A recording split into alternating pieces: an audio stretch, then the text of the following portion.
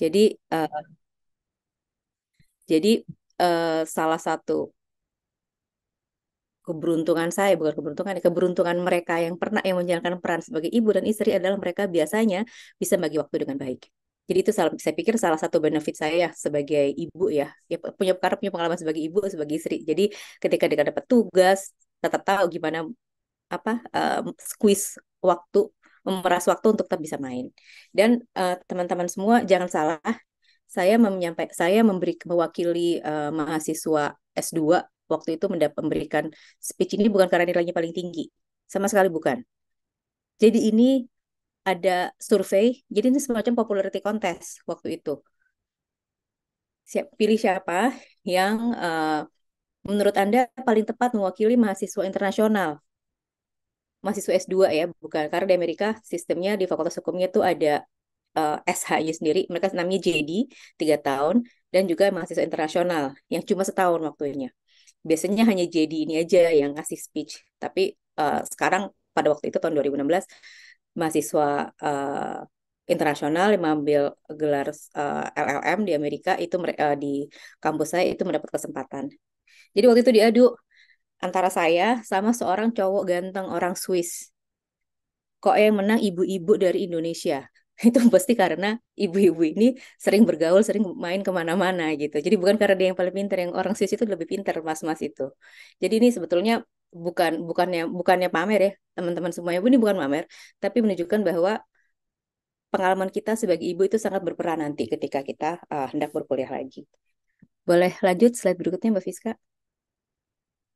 Nah, dalam panduan yang diberikan oleh Mbak Fiska sebagai moderator dan dari teman-teman PhD Mama, menanya apa namanya ada permintaan mengenai bagaimana tentang persiapan untuk beasiswa Fulbright dan uh, rentang waktunya mengenai dokumen-dokumen apa aja yang mesti disiapkan, kemudian kampus mana saja yang menerima begitu. Dan karena saya penerima bukan jubir resmi dari beasiswa Fulbright, saya khawatir ada kekeliruan informasi kalau mengenai hal-hal detail itu kalau misalnya dari saya. Jadi saya mengundang teman-teman semua untuk melihat websitenya Aminef karena informasi di sana luar biasa detail dan jelas. Dan bukan hanya di websitenya aja, tapi juga ada di YouTube-nya Aminef Fulbright. Jadi sumber informasi official itulah yang sebaiknya menjadi sumber dari teman-teman semua. Tapi kalau misalnya kita bahas mengenai pengalaman persiapan beasiswa Fulbright itu, saya mengalokasikan waktu itu kurang lebih 2 bulan. Jadi mungkin pada 2 minggu pertama itu saya mulai ini ya memeriksa secara administratif semuanya seperti apa. Kemudian berusaha melengkapi selama 2 minggu pertama, dan kemudian eh, sampai itu persiapan administratif. Nah, ketika persiapan administratifnya udah fix semua, paralel dengan itu saya mulai membaca-baca mengenai apa yang perlu kita tuliskan dalam personal statement dan study objective. Biasanya setiap beasiswa mau Fulbright atau Australian Awards itu pasti ada dua hal itu, personal statement dan study objective. Nah, dua hal ini namanya bisa jadi berbeda-beda, tapi komponennya selalu ada uh, dalam setiap beasiswa. Dan dalam rentang waktu 2 bulan itu pasti saya berusaha menyiapkan diri dengan membaca apa yang sudah dilakukan orang lain, membaca nggak usah jangan ini ya karena saya orangnya visual saya lebih visual gitu ya, saya berusaha membaca sehingga ada referensinya bisa dapat dari mana, apa yang orang tuliskan untuk personal statement dan study objektif, ditambah tetap memperbarui pengetahuan mengenai ilmu yang ingin saya pelajari nanti. Itu yang selalu paralel saya lakukan. Nah, kemudian kalau gambar orang minum ini sebetulnya eh, kita perlu dikelilingi oleh orang-orang yang memuaskan dahaga kita akan pengetahuan. Siapakah orang-orang itu?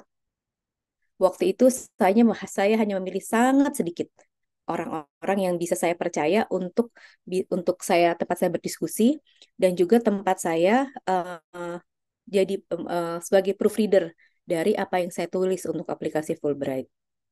Suami saya pasti dan ada beberapa nggak sampai 3 orang rasanya. Dan ini bukan bukan semacam uh, cheerleaders ya, nggak seperti itu. Jadi sifatnya lebih em, dan mereka juga nggak tahu satu sama lain bahwa mereka tempat saya bertanya. Jadi mereka adalah orang-orang yang bukan geng teman-teman gitu, geng kita tuh saya nggak mau menempatkan dalam posisi itu. Mereka hanya untuk menjadi tempat curhat aja. Tapi ketika untuk konsultasi untuk hal yang sifatnya sangat spesifik seperti ini, saya memilih orang-orang tertentu yang saya tahu yang sangat saya percaya dan mereka bisa memberikan masukan yang objektif dan konstruktif untuk dokumen-dokumen Fulbright saya. Kemudian tetap masih paralel dengan hal itu uh, kita menyusun personal statement, study objektif sambil tetap memperbarui pengetahuan dan submit itu timeline saya adalah misalnya ditutup tanggal deadline-nya itu misalnya um, tanggal 13 Mei misalnya. Saya akan submit deadline dari saya pribadi itu bukan tanggal tentunya bahkan bukan tanggal 7 Mei, bukan sebelumnya, tapi 2 minggu sebelumnya. Jadi tanggal 1 Mei, saya harus submit semua deadline tersebut. Semua dokumen untuk uh, pendaftaran Fulbright. Jadi saya selalu menerapkan waktu tuh deadline-nya bukan di hari H, tapi 2 minggu sebelumnya.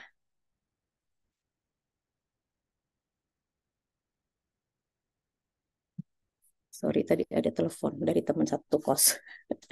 Sorry, sorry. Oke, boleh slide berikutnya, Mbak Iska? Nah, ini slide terakhir saya. Saya sudah apa namanya kalau Fulbright itu memang di Amerika dengan permasalahan sendiri teman-teman semua pasti mengikuti ini salah satu ya pengetahuan yang harus kita perbarui. Kita harus memiliki pengetahuan yang memadai mengenai negara tujuan.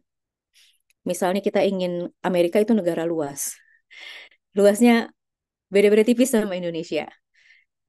Teman-teman yang dari Jogja misalnya yang sekarang tinggal berdomisili di Jogja pasti akan ada eh, sedikit kekagetan, sedikit cultural shock kalau misalnya tahu-tahu studinya itu di Ambon. Teman-teman yang di hari-hari yang lahir dan besar di Banjarmasin pasti akan ada kekagetan, adaptasi kalau tahu-tahu harus kuliah di Banda Aceh. Demikian halnya juga di Amerika. Amerika itu negara yang luar biasa luas dan satu hal yang sering orang keliru, misalnya eh, Amerika itu tidak memiliki sistem hukum nasional seperti di Indonesia. Satu hal yang misalnya diperbolehkan di satu negara bagian bisa jadi melanggar hukum di negara lain. Jadi kita nggak bisa pukul rata seperti itu.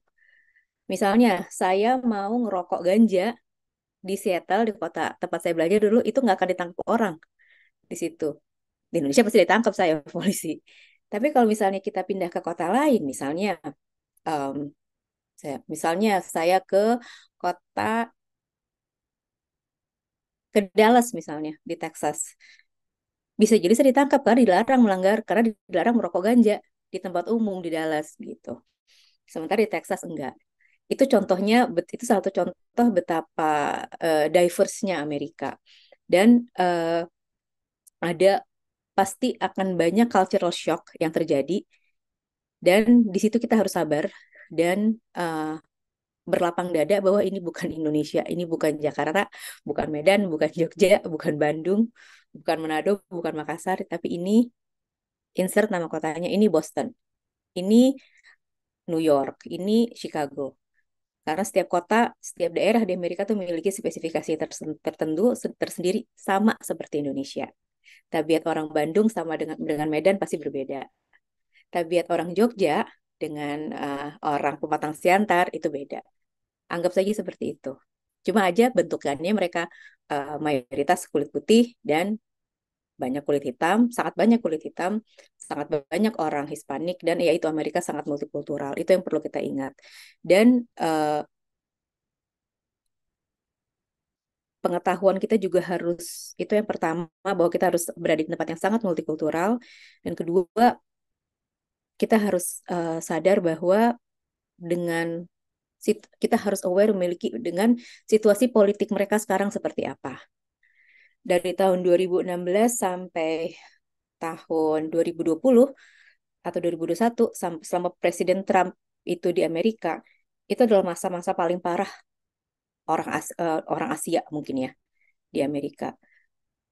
Sudahlah mereka menerima hate crime, plus ditambah kebijakan, kebijakan eh, senjata api di Amerika kan sangat parah di sana, banyak kasus, dan hal-hal seperti itu yang perlu kita sangat pertimbangkan ketika kita memilih kampus, ketika kita memilih kota nanti. Dan mungkin terakhir ya, kalau misalnya kita kembali ke pertanyaan awal tadi, eh, belajar lagi buat siapa, buat apa, untuk siapa. Saya teringat pada cerita ini, cerita dari ini ya, mitos mitos Yunani kuno mengenai Minotaur dan Perseus. Kalau boleh saya cerita sedikit. Jadi di Yunani kuno itu ada kota, saya lupa namanya, kalau nggak salah Knossos namanya. Itu eh, ada monster namanya Minotaur, dan setiap tahun dia harus memangsa sepasang or, eh, sepasang laki-laki dan perempuan agar dia tidak ngamuk di kota tersebut. Nah, kemudian raja mengadakan sayembara siapa yang bisa mengalahkan Minotaur. Singkat cerita, dan siapa namanya Minotaur ini tinggal di labirin ya. Labirin itu tempatnya kotak-kotak itu. Labirin kayak gitu ya, labirin ya. Dan biasanya dua orang yang menjadi korban itu dilepas di labirin itu untuk kemudian diburu oleh Minotaur. Nah, oleh eh, Perseus, pahlawan pada waktu itu, dia kemudian mengaitkan benang dari luar sehingga dia tahu jalan masuk dan jalan keluar dari labirin tersebut. Dan di labirin, dan akhirnya Minotaur, si monster berkepala banteng ini, kemudian mati oleh Perseus dan kotak Knossos itu aman. Kenapa saya ambil analogi ini? Karena ambisi atau keinginan untuk kuliah lagi itu ibarat monster yang harus kita kalahkan. Nggak ada yang bisa mengalahkan monster itu kecuali kita sendiri. Analogi ini saya ambil karena saya tahu, paling nggak buat saya pribadi, kalau misalnya bukan saya yang bisa mengalahkan keinginan untuk berkuliah lagi itu, saya bisa menjadi pribadi yang sangat tidak menyenangkan. Orang dengan keinginan atau ambisi yang tertekan, tidak memiliki outlet, itu memiliki permasalahan sendiri, dan saya tidak ingin menjadi orang yang seperti itu. Saya berusaha jujur dengan diri sendiri bahwa itu yang ingin saya lakukan, bahwa saya ingin berkuliah lagi S3 ini bukan untuk siapa-siapa, tapi untuk saya sendiri. Mungkin itu dulu.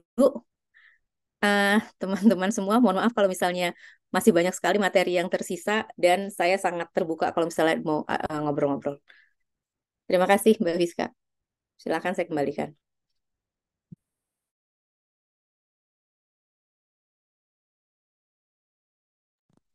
Ya, terima kasih Mbak Gita atas sharingnya buat hari ini. Ya, seru banget ya, dapat insight banyak. Apalagi tentang persiapan Kak Gita ini cuma 2 bulan ya. Kalau saya sendiri nih, Kak Gita kan juga punya harapan sekolah lagi. Tapi persiapan saya juga nggak 2 bulan, Kak. Mungkin bisa 2 tahun. Karena ya masih banyak kekurangan sih yang harus saya kejar. Tapi kita tunggu lihat chatbox dulu. Oh, ini ada pertanyaan dari chatbox, kita bahas dari chatbox dulu aja ya. Ini ada pertanyaan dari Kak Aswindu. Mbak Gita, terima kasih atas pemaparannya. Untuk beasiswa Fulbright, universitas tujuan bebas sesuai pilihan kita atau sudah ada list dari pemberi beasiswa? Monggo Kak Gita dijawab. Makasih Mbak Sania ya. Mbak Aswindu tadi yang tanya. Asli, Bu. Oke, bukan maksud tadi yang menyampaikan pertama. Oke. Saya mencoba menjawab pertanyaan yang di ini ya eh, di chat dulu ya. Oke, Mbak Aswindu. hmm, jadi pertama-tama yang harus saya sampaikan adalah pengalaman pengalaman mencari dan mendapatkan kampus dalam beasiswa Fulbright itu sangat individual setiap orang, sangat berbeda-beda. Jadi panduan kasarnya mungkin begini, kita memilih kampus, akan ada shortlistnya kita mau di kampus mana. Kita mau di kampus A, kampus B, kampus C. Kemudian nanti kalau misalnya kita terpilih, Fulbright akan kembali. Dia akan bilang, kamu diterima di A, kamu bisa memilih mau di kampus A, X, Y, atau Z. Seperti itu. Itu yang terjadi di saya ya. Dan pilihan dari tiga atau empat pilihan yang pertama yang saya masukin itu saya hanya diterima di A. Kemudian arti Fulbright menawarkan saya ke X, Y, dan Z. Tapi di sisi lain, teman saya yang pilihannya ke kampus B, itu kok dia langsung dapat keterima. Kadang-kadang faktornya adalah, misalnya teman saya yang ke kampus B, anggap saja kampus B itu misalnya kampus Ivy League ya di Amerika, seperti apa namanya Cornell, Harvard, saya jadi lupa apa aja tuh. Ya, Cornell, Harvard, Yale, Columbia gitu, yang itulah apa namanya Ivy League. Bisa jadi dia sudah mendapatkan komitmen finansial untuk mensupport sepersekian dari bayaran kuliahnya untuk berkuliah untuk di kampus tersebut. Bisa jadi dia sebelum mendaftarkan ke Fulbright, dia sudah bilang, saya sudah apply di kampus B dan saya sudah diterima. Dan saya sudah mendapatkan komitmen keuangan, komitmen finansial untuk berkuliah di kampus tersebut. Bisa jadi seperti itu. Jadi pengalamannya sangat berbeda-beda. Ada lagi yang seperti ini. Mbak Gita, ini ada yang cerita ke saya, dan anaknya baru lulus. Saya senang sekali mendengar ceritanya. Dia baru lulus tahun tahun ini, hari ini dia baru lulus. Dia cerita, Mbak Gita, saya keterima di kampus A, B, C. Sepengetahuan saya, kampus A itu eh, apa hukumnya agak kurang ya Mbak ya di kampus A, tapi jaringan network Indonesianya lumayan bagus. Kalau di kampus B, eh, knowledge hukumnya bagus di situ, tapi saya masih kekurangan biaya sekian sekian sekian. Ini gimana ya Mbak ya? Saya kasih saran, kita ngobrol panjang dan akhirnya dia memilih di kampus A yang meskipun knowledge hukumnya kurang, tapi network Indonesianya bagus. Terus dia datang ke saya, dia bilang, Mbak, Alhamdulillah Mbak, ternyata di kampus A itu karena saya beasiswa Fulbright, saya dikasih free uang kuliah. Jadi uang beasiswa Fulbright itu dipakai buat dia sendiri. Bayangin kan betapa beruntungnya, beruntungnya teman saya itu gitu. Sementara di tempat lain itu bisa jadi apa namanya beasiswanya itu nggak cukup, harus mencari sendiri. Oh dan oh ya ini satu poin lagi yang saya belum sampaikan. Beasiswa Fulbright itu nggak besar. Tiga, sependek ingatan saya 34.500 dan itu harus cukup. Jadi saya beruntung saya statusnya di kantor waktu itu apa istilahnya eh, tetap mendapat gaji-gaji pokok ya, tunjangan aja yang nggak dapat. Dan saya mendapatkan bantuan dan bukan dari full, berarti ada bantuan dari beberapa orang untuk sebagai punya uang dana cadangan gitu. Karena eh, karena memang eh, kuliah hukum di Amerika itu mahal, jadi mungkin untuk jurusan lain bisa cukup 34.500 untuk rentang waktu setahun 4 semester, tapi untuk hukum itu nggak cukup. Jadi pada waktu itu saya pertama kali mendapatkan info dari Fulbright mengenai kampus mana aja yang menerima saya, dan di masing-masing kampus itu saya ada shortfall. Shortfall itu kekurangan biaya. Shortfallnya itu dari 12.500 sampai 17.500 dolar. Itu saya nggak tahu tuh ya. Kalau misalnya saya nurutin cari uangnya dari mana, saya nggak tahu. Akhirnya ini salah satu tipsnya ya buat buat teman-teman semua ketika mengajukan ke Fulbright ya. mereka akan mereka itu semua sangat kendalinya bukan kendali minimal ada 50% kendali itu ada di kita. Jadi ketika saya lihat kayak begitu statusnya, wah ini saya kalau kampus A, kalau di kampus A shortfallnya 12.500, kampus B 13.500, kampus C 17.500, ini saya dapat duit dari mana nih sebanyak ini? Sementara support orang yang ngolekin duit mau apa ngasih buat saya itu nggak sampai $3.000 itu. Jadi saya harus nyari uang dari mana? Sementara uang itu semua itu kalau misalnya saya harus nutupin uang tersebut, shortfall itu, saya nggak punya uang apa-apa lagi. Karena Fulbright emang cuma sebegitu aja uangnya. Jadi waktu itu saya, jadi salah satu tipsnya juga ini, kita harus sangat resourceful ketika mencari jurusan. Jadi saya cari waktu itu di kampus-kampus pilihan saya, mana kampus yang memberikan, eh, kasarnya ya, memberikan diskon gratis ke mahasiswa internasional.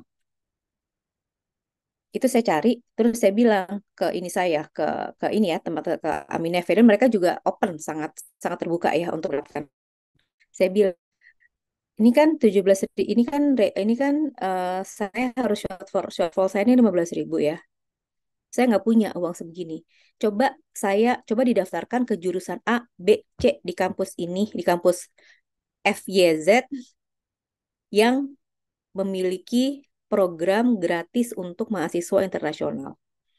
Itu saya upayakan seperti itu, saya cari seperti itu. Dan alhamdulillah dapat. Di jurusan saya itu mereka ada kebijakan untuk memberikan apa namanya kayak pengurangan kayak subsidi ya, memberikan subsidi untuk mahasiswa internasional. Jadinya pada waktu itu dari kuliah empat empat empat catur bulan ya, per kuliahnya kan mereka 4 bulan saya hanya wajib bayar untuk 1 semester. Jadi sisa uang uang itu tuh bisa saya simpan untuk melakukan hal yang lain. Jadi hal-hal seperti ini sangat terbuka di Fulbright. Tapi granted, yang harus diakui, sepertinya hanya terjadi di kampus-kampus yang dimiliki oleh pemerintah federal atau pemerintah negara bagian. Kalau di kampus swasta belum tentu. Karena biar gimana, beasiswa Fulbright itu kan program pemerintah. Kalau misalnya yang menjalankannya itu kampus yang dimiliki oleh pemerintah pusat atau pemerintah provinsi, mereka mendapatkan potongan dari menjalankan Fulbright, mendapatkan potongan biaya. Jadi ada hal-hal seperti itu yang perlu kita pelajari gitu dalam kurun waktu mencari kampus begitu. Um, Gimana dari Mbak Aswindu mungkin ada yang mau ditanyakan lagi? Mau open mic juga boleh, Mbak. ya, Monggo. silakan Mbak. Terima kasih Mbak kita.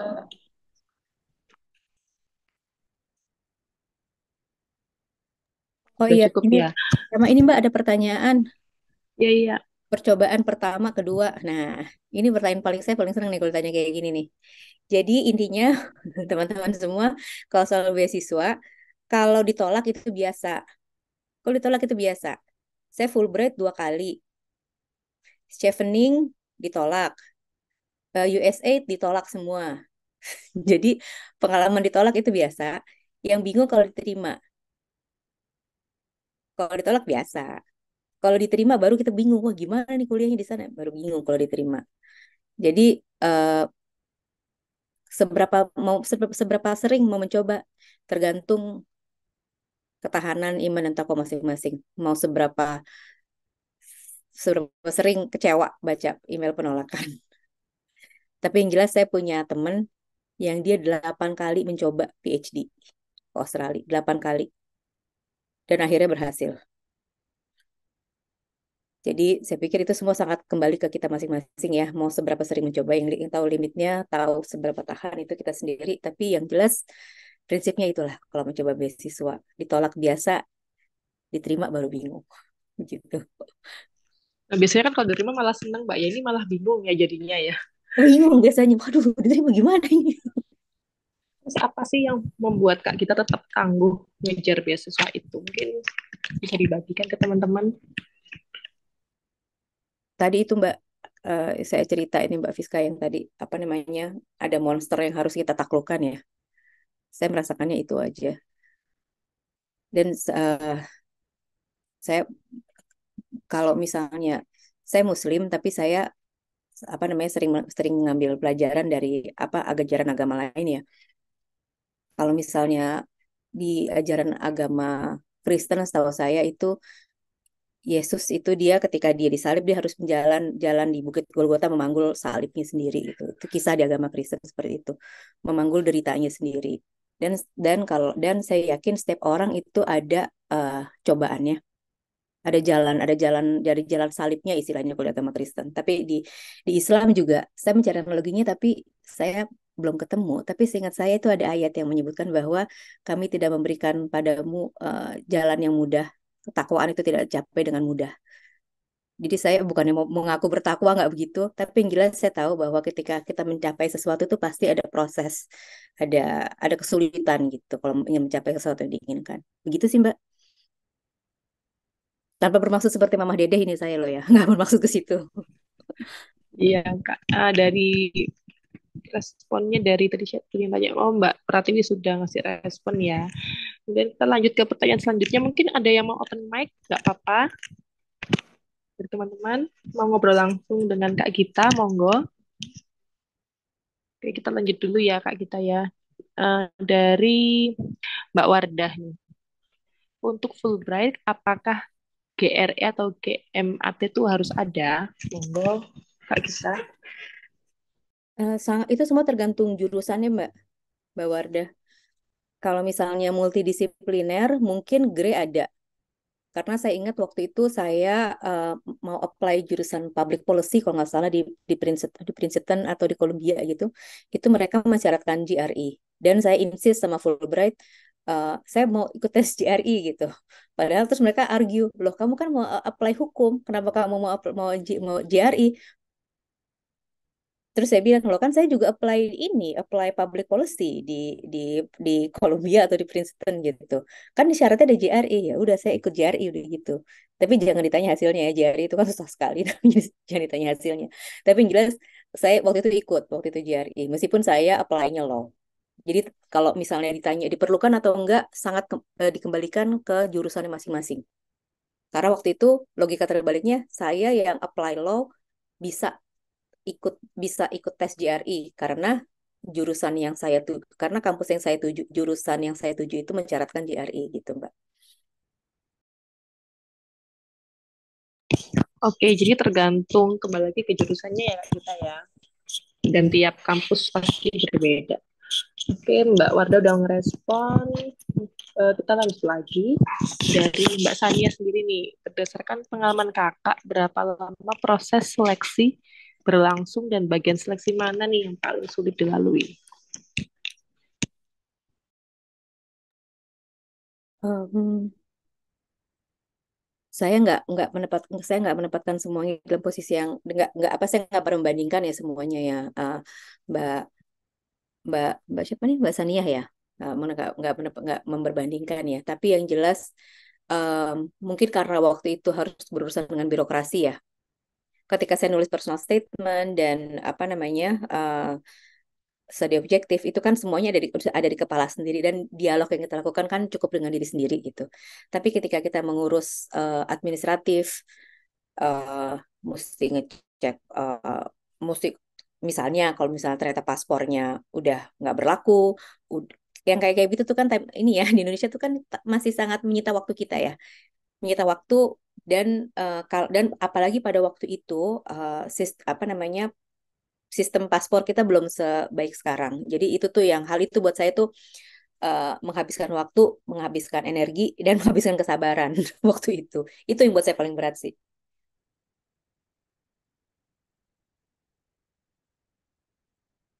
Ini lebih ke administrasinya gitu ya Kak Gita ya. Iya, Proses dan waktu ya. Karena saya kan juga bekerja waktu itu. kadang pernah nggak sih sampai panas atau mungkin mau nyerah gitu karena sangat ribet kan prosesnya gitu. Itu saya ingat saya tuh ngurus bikin paspor itu rasanya saya sampai ke Depok aja kalau nggak salah. Rasa saya ya.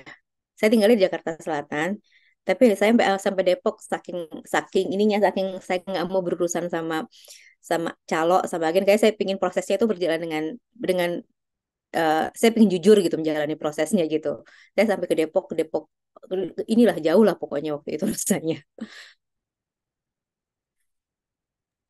Tapi akhirnya gol Kak ya, walaupun di Depok gitu Kak ya. Ya nggak walaupun sih di Depok sebetulnya, cuma tapi paling nggak saya merasa ya jalannya bener gitu saya ke, ke Depok gitu. Oke, ini ada pertanyaan lagi dari Aini. Tips memilih negara yang aman dari banyaknya kasus penembakan. Karena kalau di US kan legal ya Mbak ya soal senjata itu. Terus Ya. gimana nih Kak? Dan satu hal lagi bukan soal penembakan ya, tapi rasisme. Dan saya nggak terlalu senang sih ngomong kayak begini ya, tapi saya karena bisa jadi datanya sekarang berubah, tapi yang jelas kalau kita eh, ada di tempat yang banyak orang Asianya mungkin lebih aman buat kita. Karena apa namanya? Jadi artinya warga di sana sudah terbiasa melihat orang Asia. Gini, granted ada kampus-kampus yang di kota kecil, tapi karena kampusnya sebegitu besar dan mendominasi kehidupan di sana gitu, bisa bisa diterima ya. Misalnya seperti University of Indiana di Bloomfield pada pakai B depannya. Itu tuh literally tuh kampusnya di tengah-tengah ladang jagung. Tapi itu satu kota itu milik kampus itu semua, jadi mungkin bisa dimengerti gitu. Atau seperti Cornell, Cornell di apa di negara bagian New York, di upstate di Ithaca itu juga kota kecil, tapi kasarnya kota itu milik kampus tersebut. Jadi kalau misalnya di kota kecil tapi itu kota pendidikan, kota kampus, oke. Tapi kalau misalnya kampusnya itu kita nggak tahu sebesar apa, sebaiknya dihindari. Dan saya aliran orang yang mungkin karena saya tinggal dan besarnya itu di Jakarta ya, kota besar. Jadi saya aliran orang yang lebih senang di kota besar dibanding di kota kecil. Karena kota besar biasanya lagi-lagi orang Asia, stereotipnya itu kan mencari makanan Asia ya. Kita mencari mencari beras, mencari cabai itu lebih mudah gitu kalau di kota besar. Apalagi kalau ada komunitas Asianya. Dan apa namanya kalau ada sesama orang Asia, kalau misalnya orang lokal yang lebih sering melihat orang Asia biasanya biasanya tidak serasis orang yang tidak pernah melihat orang Asia gitu.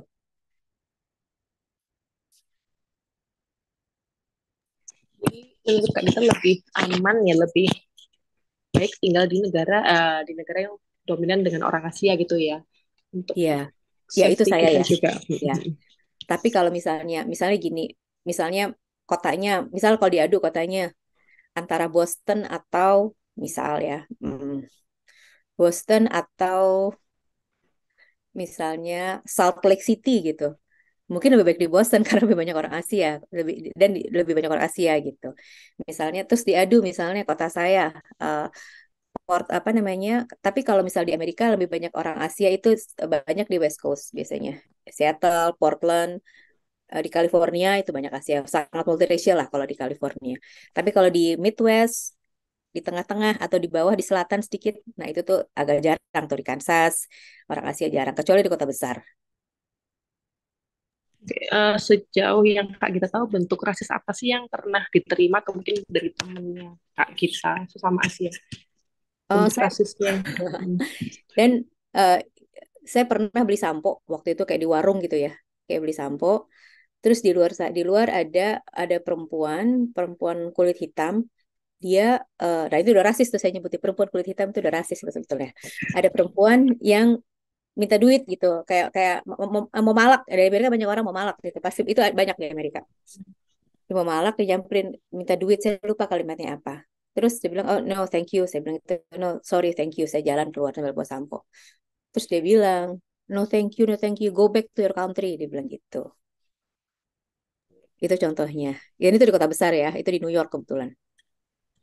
Oke. Lumayan serem juga ya. Ini ada respon lagi sebentar. Dari Kak Justina, Mbak Gita, bagaimana sikap American terhadap hijab Indonesia? Apakah mereka welcome atau gimana?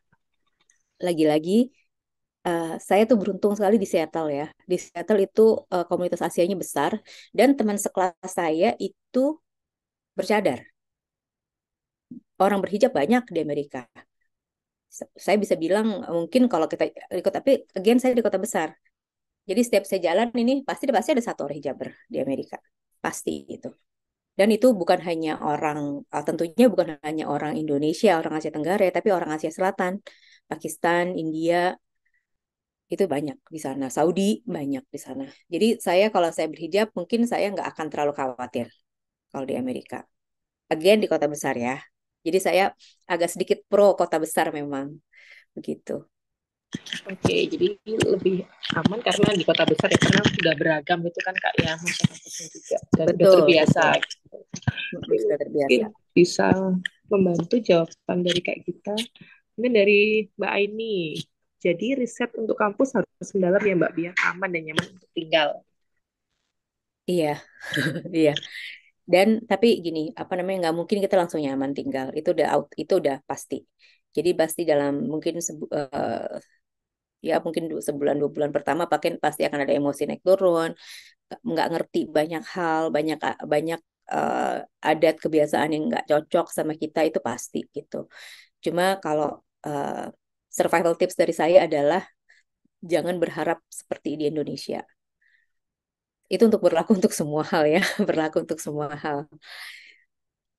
Dan mungkin dari mulai makanan, aduh misalnya dikasih kari gitu ya, kari. Kita kan biasa makan kari mungkin berbeda ya. Biasa makan kari di Aceh, di Medan, itu beda sama nanti kita akan makan juga misal di sana. Terus kita kita memutuskan untuk nggak suka karena aduh habis nggak enak karena nggak beda banget sama di Indonesia. Kalau saya waktu itu kasarnya saya lupakan Indonesia.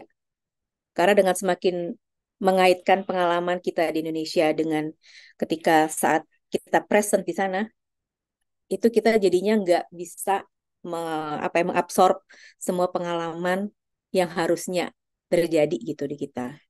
Saya tips buat saya pribadi waktu itu seperti itu biar biar bisa survive gitu, biar nggak terlalu sedih tepatnya.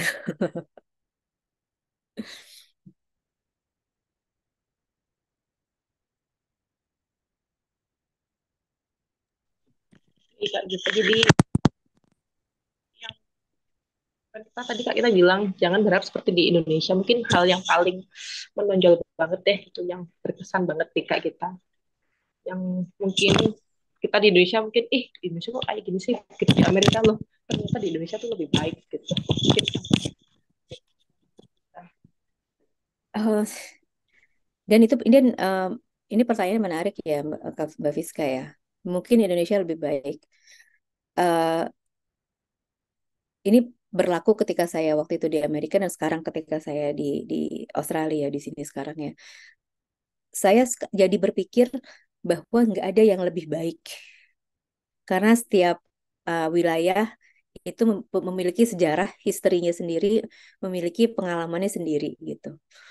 Jadi apa namanya berbeda, berpasti berbeda dan perbedaan itu valid karena setiap wilayah, setiap orang, setiap daerah itu memiliki sejarahnya, memiliki pengalamannya, memiliki penduduk yang masing-masing berbeda-beda gitu. Jadi ya saya mungkin misalnya saya mungkin kesel kalau misalnya di Indonesia itu ketika lagi ngantri nih di di supermarket gitu, orang itu kita lagi naruh barang, orang tuh udah naruh barangnya lagi. Kita baru selesai naruh telur, deterjen, beras, terus orang di sebelah belakang kita dia naruh naruh snack, naruh Indomie gitu. Sementara kita belum selesai naruh. Itu di Indonesia tuh begitu kan. Dan kita harusnya nggak kesel. Tapi kalau misalnya di Amerika atau di sini di Australia, itu kita bisa diomelin sama orang. Kalau misalnya orang itu belum selesai naruh belanjaan, kita udah naruh Ya belanjaan kita, udah naruh wortel, naruh kentang gitu, marahin kita tuh ntar. Jadi emang berbeda aja pengalamannya. Jadi itu sih yang saya bisa belajar. dan itu yang membuat mental kita juga terbangun ya karena kita bisa apa ya adaptasi di tempat lain dengan budaya yang berbeda seperti itu. di sini dengan budaya yang mungkin apa ya, dengan adat timur yang bisa mengerti ya kayak itu tadi soal belanja gitu. Di sana kok Hmm, beda banget. beda banget maksudnya. Tapi ya yang beda ya udahlah ya gimana Iya, itu perbedaannya karena gitu. di sana juga gitu kan. Iya. Oke, Kak, kita ini ada request lagi. Oh ya, sebelumnya buat teman-teman bisa mengisi link daftar hadir dulu ya yang ada di chat box. Dan yang terakhir nih Kak Gita, apakah materi presentasinya bisa di-share? Boleh Mbak, tapi saya perlu edit sedikit kayaknya ada typo tadi. Saya nanti share lagi ke Mbak Fiska boleh ya? Oke, siap. Dan terakhir nih Kak Gita, mungkin kasih motivasi buat teman-teman yang mau daftar beasiswa Fulbright. Monggo. Oh iya. Tadi kan udah ini ya, apa namanya, pas awal tadi udah saya kasih pertanyaan, buat apa, buat siapa, kenapa, buat apa beasiswanya. Nggak usah dijawab, mau dijawab langsung di chat atau di open mic juga boleh, tapi minimal ke diri sendiri udah bisa menjawab belum pertanyaan itu dan jawab dengan jujur. Itu sih saya pikir yang jadi modal yang paling penting gitu. Karena nanti ketika jangan sampai karena nanti penyesalan itu pasti ada ketika kita beasiswa. Kita kehilangan kesempatan karir, kita kehilangan waktu yang harusnya kita sama anak-anak, terutama buat yang ibu-ibu, kita akan kehilangan waktu mereka pentas, mungkin kita akan kehilangan waktu misalnya suami kita yang terutama buat para istri ini, kita mungkin kehilangan ulang tahun, kehilangan lebaran, kehilangan banyak momen-momen penting, kita akan kehilangan itu semua. Dan kita nggak tahu kita siap apa enggak kehilangan itu semua kita nggak tahu kita baru tahu setelah kita on the spot in that cold and dry place kita baru tahu bahwa sebenarnya gue siap apa enggak sih nih ngerjain ini semua sebetulnya siap apa enggak mau apa enggak sih sebenarnya itu karena itu jawabannya itu bukan sekarang tapi nanti sudah itu semua terjadi gitu dan saya pikir itu menjawab pertanyaan itu untuk siapa buat siapa itu yang paling penting Kita itu. emang ya, ini tadi juga mau saya tanyakan ya soal peran Kak kita sebagai ibu terus kuliah di sana tuh bagaimana sih bagi waktunya? Mungkin bisa di apa ya dijelaskan di di lain waktu ya Kak. Karena ini untuk apa ya, bisa jadi materi tersendiri gitu. Bagaimana ibu survive di negara orang, membawa keluarga, dan yang kata Kak kita tadi bilang untuk siap kehilangan beberapa momen. Kan karena mungkin nggak terasanya sekarang ya. Sekarang mungkin bisa bilang siap, tapi begitu kita ngerasain di sana, oh ternyata aku nggak bisa kayak gini, nggak kehilangan waktu di mana aku udah besar kayak gitu ya. Mungkin jadi di sesi tersendiri itu depannya. Baik teman-teman sekalian, nggak terasa ya sudah 1 jam kita bersama untuk mendengarkan pengalaman yang luar biasa dari Kak Gita tentang beasiswa Fulbright dan pengalaman selama di sana. Oh, Kak Gita juga memberikan tips penulisan nih. Ada di chat box, monggo bisa langsung diklik di sana. Dari poin yang saya catat di sini, yang perlu dipersiapkan itu personal statement dan objektif study ya Kak ya. Perlu disiapkan, kemudian kita juga perlu nih punya teman curhat, jadi teman diskusi untuk ya mungkin saling mengoreksi kayak proofreading atau untuk sharing lah gitu. Karena pastinya butuh motivasi yang besar ya dari selain dari diri sendiri. Kemudian tidak mengirimkan berkas mendadak ya. Jadi Kak Gita ini punya tips 2 minggu sebelum deadline sudah dikirimkan. Jadi perlu ketelitian juga ya agar tidak keburu-buru dan tidak ada yang miss gitu. Dan kemudian harus punya pengetahuan tentang negara tujuan karena tiap negara di Amerika punya rules-nya masing-masing dan itu apa ya nggak bisa kita anggap enteng ya misalnya kayak tadi yang Kak Dita bilang kalau di negara ini boleh uh, rokok ganja di negara lain bisa kena punishment seperti itu jadi hal-hal seperti itu harus kita kuasai sebelum terbang ke sana seperti itu dan juga memperhatikan situasi politik di sana juga karena mempengaruhi ya terutama para pendatang khususnya dari Asia seperti itu. Dan kemudian yang terakhir nih harus resourceful mencari jurusan. Maksudnya soal pembiayaan ya, karena tiap jurusan pasti beda. Ada yang menyediakan tambahan untuk para mahasiswa internasional, ada yang juga yang tidak menyediakan ya kak kita ya. Oke, itu tadi materi tentang beasiswa Fulbright. Acara pada sesi perdana ini sudah berakhir ya teman-teman. Sampai ketemu di sesi-sesi berikutnya dengan tema yang berbeda. Pantengin terus uh, grup kelas persiapan sekolah lagi. Akhir kata, saya Fiska sebagai moderator mengucapkan terima kasih kepada Kak Gita dan teman-teman yang sudah hadir dalam acara ini. Mohon maaf apabila ada kesalahan kata atau perbuatan. Saya akhiri. Wassalamualaikum warahmatullahi wabarakatuh. Selamat siang. Thank Siang, you, terima Kak kasih Gita. semuanya. Oh, Terima kasih Bu Kak, kita Silvama nggak untuk foto dulu. kesempatannya. Iya, foto ya. Foto dulu, maafin. Ya, tinggal connect semua. Apaan kau semuanya? Kak Sania yang foto ya, yang capture. Ya, oke, saya mulai ya. Satu, dua, tiga. Lagi ya, satu kali lagi. Satu, dua, tiga. Oke, makasih banyak. Terima kasih. Terima kasih semuanya. Selamat sore. Semoga lancar Sehat-sehat. usahanya, semoga berhasil. Selamat sehat.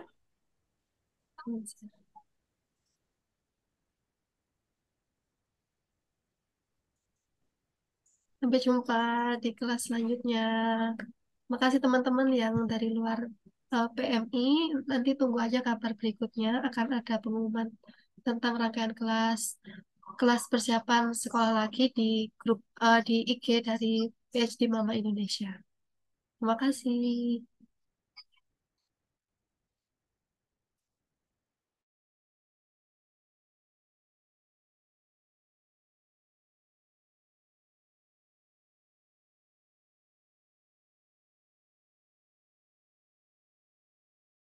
Terima kasih Mbak Ska sudah